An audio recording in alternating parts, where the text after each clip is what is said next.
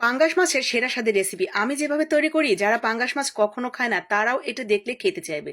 আর একবার মুখে দেওয়ার পর পুরো মাছ শেষ করেও বলবে আর এক পিস আছে কিনা, আমাকে তাড়াতাড়ি আর এক পিস দাও। এত মজার হয় এভাবে রান্না করলে, এতটা বেশি স্বাদ। পাঙ্গাস মাছের একদম ইউনিক একটা রেসিপি। যারা পাঙ্গাস মাছ খেতে পছন্দ করেন তারা একবার হলেও আমার রেসিপিটা ফলো করে বানিয়ে দেখতে পারেন। আশা করি আপনার মন জয় করে নিতে 1 সেকেন্ডও সময় লাগবে না। এই রেসিপিটার মাধ্যমে আমি যদি আপনার মন জয় করতে পারি, তাহলে টুক করে একটা লাইক কমেন্ট করে শেয়ার করে দিবেন, যাতে বাকি আপু ভাইয়াদের মন পর্যন্ত পৌঁছাতে পারি। তো প্রথমেই এখানে দেখেন আমি 2 পিস নিয়েছি। আজকে 2 পিস রান্না করব, বড় বড় পিস তো 2 পিসই রান্না করছি।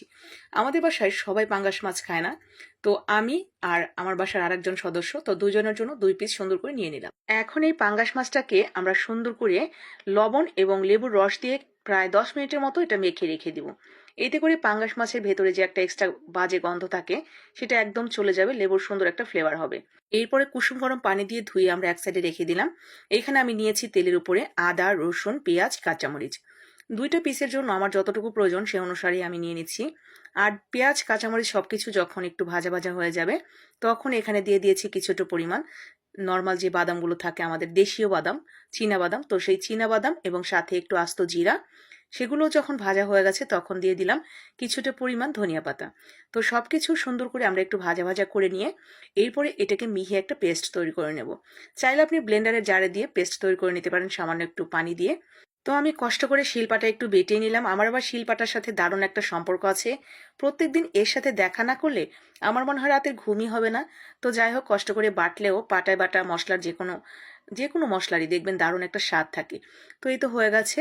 এরপরে আমরা মাছগুলো ধুয়ে যে তুলে রেখেছিলাম, তো তার জন্য এখানে সেই মশলাগুলো আমরা দিয়ে দিয়েছি এবং এর সাথে শুধুমাত্র ধনিয়ার গুঁড়া, হলুদের গুঁড়া, একটু স্বাদ মতো লবণ আর একটু সরিষার তেল, সমস্তটা মশলা মেখে নিয়ে আমরা সেই মাছের পিসটার মধ্যে এইটা মেখে রেখে দিব 20 মিনিটের জন্য।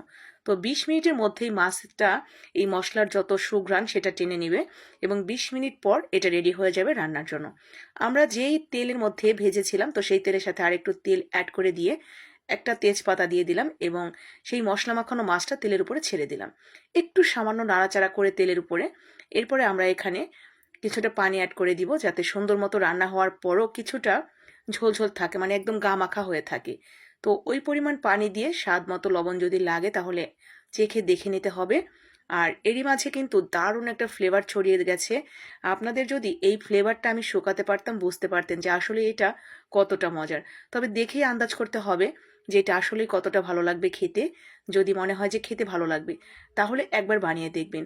এর টেস্ট নিয়ে আপনার কোনো রকম সন্দেহ থাকবে না, এত বেশি মজা করে খেতে পারবেন যারা পাঙ্গাস মাছ খেতে পছন্দ করেন। তো এই তো ছিল আজকে আমার দারুণ একটা পাঙ্গাস মাছের ইউনিক রেসিপি। ভালো লাগলে লাইক শেয়ার করে দিন।